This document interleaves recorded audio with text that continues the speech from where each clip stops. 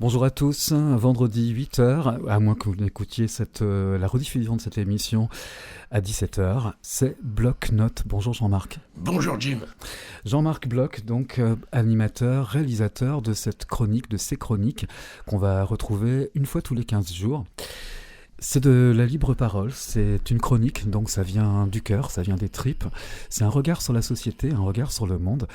Et aujourd'hui, on va parler de ce qui s'est passé ces dernières semaines, les élections. Ah oui, ça paraît incontournable. C'est un événement majeur dans notre vie sociale, dans notre vie politique à tous.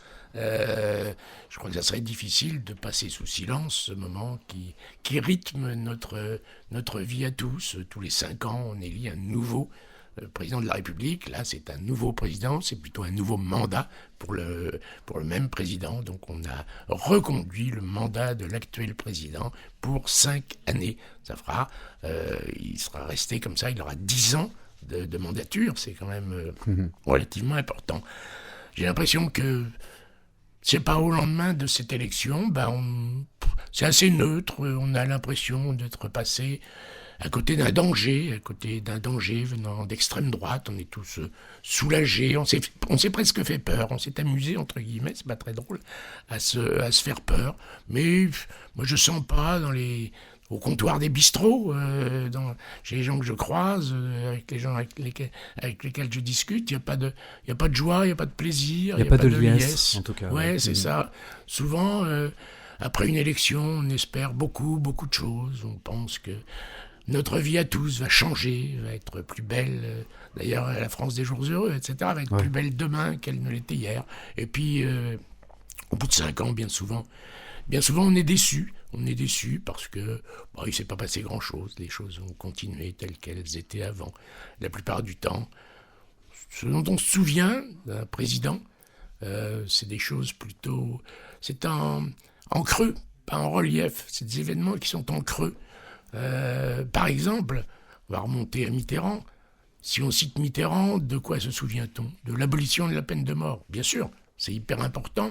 Il a mis fin à une sauvagerie sociale qui était inadmissible. Mais c'est en creux. Il n'a pas fait quelque chose. On a supprimé une loi, on a supprimé quelque chose qui était honteux, mais on l'a supprimé. Si on continue, après Mitterrand, on a eu comme président Chirac, absolument. Jacques Chirac. Le mandat de Jacques Chirac, de quoi se souvient-on ? On se souvient du fait qu'il ne nous a pas embarqués dans la guerre en Irak. Là aussi, c'est quelque chose en creux, c'est pas quelque chose de positif. Et puis on peut continuer comme ça. Sarkozy, il nous a évité une crise financière majeure, une crise financière bancaire majeure. L'économie n'a pas sombré. Là aussi, c'est en creux. Il n'a pas fait quelque chose de positif. C'est pas négatif en soi, mais c'est en creux. Ensuite, le président Hollande, il a évité que Daesh ne s'implante en Afrique de l'Ouest, au Mali notamment, ce qui a probablement empêché une vague d'attentats encore plus importante en France qu'elle ne l'a été. Mais là aussi, c'est en creux. On a évité que Daesh s'empare du Mali. Et puis, pour le premier mandat de notre dernier président, c'est-à-dire le premier mandat de Macron, qu'est-ce qu'il y a de plus positif ? C'est le Covid. Il a géré cette crise sanitaire en empêchant probablement qu'elle prenne des allures catastrophiques. Alors ça aussi, c'est toujours en creux. Je crois que quand on élit un président, on attend qu'il fasse des miracles quelque part, et en fait ce dont on se souvient, c'est qu'il nous a évité un certain nombre de périls. Je crois que c'est décevant quelque part. Voilà, ça peut pas créer un enthousiasme important, en tout cas pas chez les jeunes. Je pense qu'ils attendent quelque chose de plus que ça. Ça, on va y venir tout de suite justement sur ce rapport élection, jeunes, personnes plus âgées qui eux sont allés voter. On retire plus concret. Oui, on retire plus concret. On évite des évitements. On évite, on évite des catastrophes, c'est déjà pas mal. Mais est-ce que finalement, je crois qu'on est resté dans une situation un peu monarchiste. On est dans une république monarchiste. On pense que le président de la République est une sorte de monarque qui aurait tous les pouvoirs. Or, ce monarque est relativement nu Parce que d'une part, dans une démocratie, et c'est heureux, le président de la République ne dispose pas des pleins pouvoirs. Il y a une Assemblée nationale composée d'une Chambre des députés, d'un Sénat. Il y a des assemblées régionales, départementales, des assemblées municipales. Le pouvoir est donc très... Puis maintenant, il y a l'Europe aussi. Le pouvoir est donc très disséminé quelque part. Il y a aussi des forces intermédiaires, qui sont des corps intermédiaires, qui sont les syndicats, etc. Il ne peut pas décider de tout. Et puis en plus, c'est vrai qu'on est dans un système ultralibéral où probablement, il se même sûr, les gros groupes économiques, que ce soit Amazon, que ce soit Veolia, que ce soit, etc., c'est eux qui ont le pouvoir, c'est eux qui possèdent les richesses quelque part, c'est eux qui peuvent décider du salaire des gens, c'est eux qui peuvent décider du plein emploi c'est la puissance économique, c'est puis la puissance politique qui décide du sort des uns et des autres. Les fameux GAFA, notamment, je pense à Google, Amazon, GAFA, Facebook, etc. Oui. Il y a un paradoxe quand même dans tout ça, parce que il y a, le président, c'est toujours entouré d'apparats. On parlait tout de suite de monarchie, c'est aussi une façon d'être, une façon de paraître. Et puis, il y a tous ces découpages auxquels on est soumis, que ce soit au niveau municipal, au niveau départemental, régional, national, européen, maintenant. C'est paradoxal, tout ça.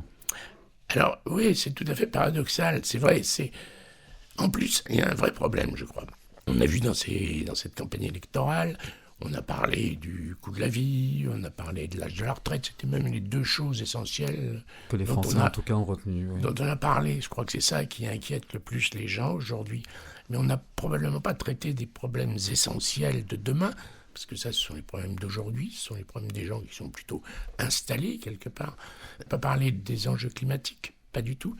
On n'a pas parlé, en ce qui concerne la France intramuros, quelque part, de nos découpages, de ce dont vous parliez tout de suite, de nos découpages administratifs qui datent de Napoléon, quelque part, oui. Qui sont obsolètes, je crois. On ne sait pas qui fait quoi dans notre pays, on ne sait pas ce que font les communes, on ne sait pas ce que font les intercommunalités, on ne sait pas ce que font les métropoles. Au-dessus, il y a les départements, puis il y a encore les régions, et puis il y a l'État central, et puis au-dessus de l'État central, il y a l'Europe. Alors la vie quotidienne des gens est régie par toutes ces structures, et on ne sait pas très bien qui fait quoi là-dedans. Et d'ailleurs, il y a des recoupements de compétences, des empiètements de compétences. C'est une sorte d'empilement d'un autre âge qui fait qu'on a probablement un État qui fonctionne comme une grosse machine, très lente, très lourde, probablement pas adaptée au monde actuel. Et je crois qu'il faudrait parler de ça, de cette réforme. Il y aurait une réforme administrative profonde à faire, mais on ne l'évoque pas, ça fait peur je crois que ça fait peur à tout le monde, parce que on l'a bien vu, dès qu'on a voulu à une époque supprimer les numéros des départements sur les plaques d'immatriculation des voitures, ne serait-ce que ça a soulevé un tollé général. Alors j'imagine aujourd'hui mal un président décider d'une réforme, supprimer les départements, les remplacer par les régions. Ça me paraît extrêmement difficile à faire, ou alors il faudrait une campagne d'explication. Mais enfin, ça mérite débat quand même, ça mériterait un vrai débat, parce que quand on parle d'une fonction publique qui est très lourde, qui coûte cher à l'État, c'est vrai, c'est pas un fonctionnaire sur deux qu'il faut supprimer, c'est pas comme ça qu'il faut raisonner. Je crois qu'il faut raisonner en termes de structure. J'ai travaillé, moi, pendant 40 ans dans les structures étatiques. Je me suis aperçu de la lourdeur des systèmes, de la multiplication des réunions qu'il fallait faire pour se mettre d'accord, parce qu'il y a des décisions qui se prennent au niveau du département, d'autres au niveau de la région, d'autres au niveau de la commune, d'autres au niveau de l'intercommunalité. Les circonscriptions académiques ne sont pas les mêmes que les zones militaires, etc. Tout ça, c'est un enchevêtrement. Un chat n'y retrouverait pas ses petits dans ce système. Qu'est-ce qu'il faudrait faire, Jean-Marc, pour avoir une gomme extraordinaire qui pourrait gommer tout ça et recommencer à zéro en quelque sorte? Mais comment est-ce qu'on pourrait restructurer tout ça? Je crois que ça passe par des initiatives citoyennes. Il faudra en débattre, je ne sais pas à quel niveau, mais avec tous les citoyens, avec les représentants des citoyens, avec les élus, avec les députés.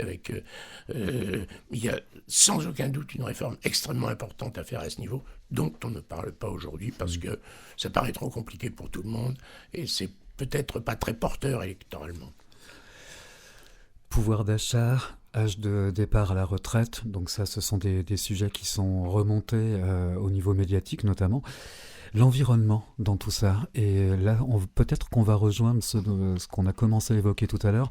Pourquoi ce sont les personnes âgées qui sont allées voter, pourquoi les jeunes ne sont pas allés voter, alors que finalement, c'est leur avenir aussi qui se joue, dont notamment l'avenir environnemental. Alors c'est ça, je crois qu'on peut retenir essentiellement de ces élections, c'est qu'on a un président jeune qui a été élu par des gens vieux. C'est assez paradoxal. C'est vrai que c'est une majorité de gens de plus de 60 ans qui a voté pour le président actuel. Les jeunes ont plutôt voté pour Mélenchon ou se sont abstenus. Donc on a une classe d'âge déjà à la retraite quelque part, qui va décider des retraites pour ceux qui travaillent aujourd'hui. C'est paradoxal, c'est des gens à la retraite qui, en ayant voté pour Macron, vont décider de la retraite de ceux qui travaillent aujourd'hui, alors que c'est ceux qui travaillent aujourd'hui qui paient leur retraite. C'est un système qui ne peut pas marcher. D'autre part, c'est vrai que moi, je suis de cette génération, j'ai 3/4 de siècle. Mai 68, en mai 68, quelque part, les jeunes ont pris le pouvoir. On a pris le pouvoir à cette époque-là, et depuis, on ne l'a pas lâché. On le tient toujours, ce pouvoir, et on ne laisse pas tellement de place à la jeune génération. On a consommé, ultra consommé, on s'est bien marré, ça, il n'y a pas de doute là-dessus. C'était une période de plein emploi, le sida n'existait pas, etc., etc., etc. On a eu une période bénigne, une période extrêmement heureuse, et on laisse une situation qui n'est pas glorieuse. Climatiquement, c'est une catastrophe.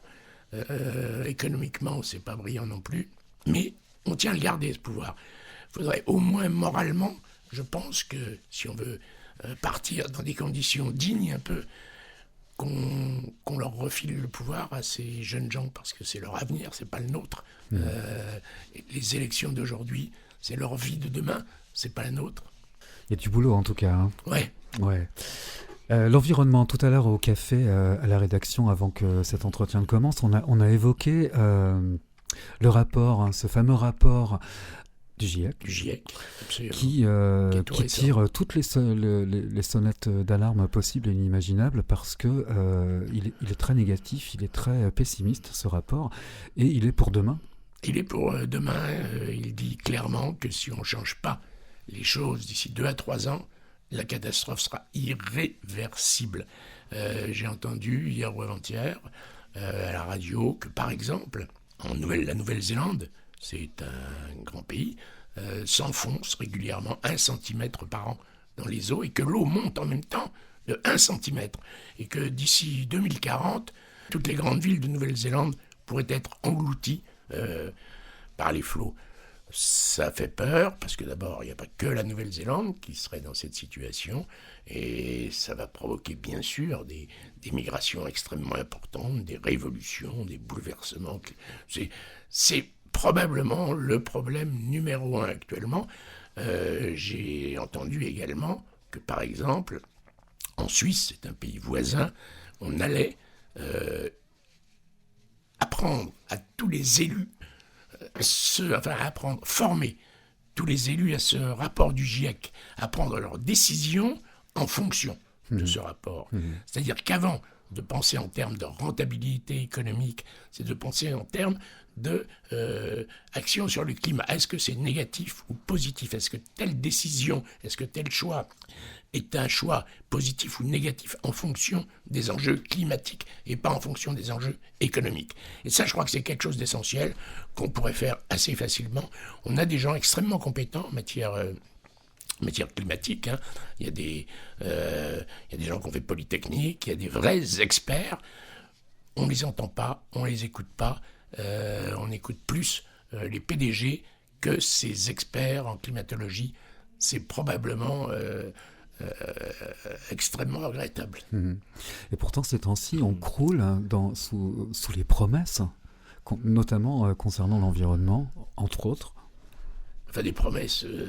Des engagements possibles. Alors, des engagements possibles, mais est-ce qu'ils sont réalisables? Est-ce qu'ils seront acceptés par les gens? Est-ce qu'ils seront expliqués suffisamment? C'est compliqué, tout ça. On l'a bien vu. Aujourd'hui, on voit il y a des paradoxes. Le carburant augmente. Oui. On sait que le carburant, diesel ou pas diesel, est une source de pollution extrêmement importante. Néanmoins, il faut bien que les gens puissent se déplacer. Ouais. Donc, on donne une prime, l'État rembourse une partie du carburant. C'est donc, l'État ne peut pas faire autrement que d'encourager à polluer. C'est assez curieux, mais c'est comme ça. Quand on a voulu faire la taxe carbone, ça n'a pas marché. Le mouvement des Gilets jaunes vient de là, quelque part. Un soulèvement populaire. Oui, lorsque le litre était à 1,47. Oui, absolument. Alors, tout ça est très paradoxal. Je crois qu'il y aurait des grandes campagnes d'explication à faire, qu'on devrait apprendre au lycée, etc., aux enfants, ce genre enfin, soulever ces problèmes à tous les niveaux de la société. Les syndicats devraient s'en emparer. Je crois que vraiment tout ce qui est intermédiaire entre le pouvoir et les gens devrait faire une campagne d'explication sur ces enjeux. Mais ça suppose bien sûr des changements de paradigme complets. Aujourd'hui, on est dans ce monde libéral, c'est les enjeux financiers qui dominent tout, c'est pas les enjeux climatiques. Je crois qu'il faut inverser le système et faire en sorte que ce soit les enjeux climatiques qui dominent tout. Mais ça suppose un bouleversement économique qu'on n'est peut-être pas prêt à faire. À accepter, en tout cas. À accepter, oui. Merci beaucoup Jean-Marc Bloch pour ce bloc-notes, ces notes d'aujourd'hui en tout cas. On se retrouve dans 15 jours. Mais oui, bien sûr. Pour une nouvelle chronique, bloc-notes toujours. Une petite idée déjà de ce qu'on pourrait parler. On essaie de suivre l'actualité en tout cas. Il y a énormément de sujets. Alors bien sûr, là c'était les élections présidentielles, c'est important, et puis un peu de perspective d'avenir. Je crois que ça va être difficile de ne pas parler de ce qui se passe en Ukraine, de cette guerre. Est-ce qu'il s'agit d'une guerre? Est-ce qu'il s'agit d'une prise d'otage? De quoi s'agit-il? Comment est-ce qu'on gère ce problème? Bien, mal? C'est compliqué là aussi, mais je crois qu'on parlera de ça. Je voudrais qu'on parle aussi prochainement du procès en cours concernant les attentats qui ont eu lieu à Paris en 2015. Ce procès qui...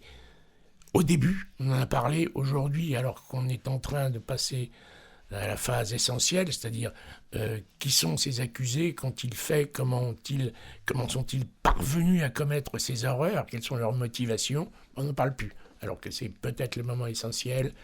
Les sujets se succèdent d'eux-mêmes, enfin je crois que dans un monde en mouvement permanent, et dans un monde en mouvement permanent, il y a sans arrêt des sujets de réflexion. Il n'y a pas de seul moi, je ne suis pas là pour apporter des solutions, bien évidemment, mais c'est au moins pour soulever des problèmes, pour essayer de réfléchir un peu au monde qu'on laisse derrière nous, enfin que moi je laisse derrière moi, au monde qu'on souhaiterait avoir, qu'on souhaiterait léguer à nos enfants, parce que c'est la seule chose qu'on ait, il n'y a pas de plan B. La Terre, c'est le plan A et c'est le seul qu'on ait. Merci Jean-Marc, à très bientôt. Merci Jim.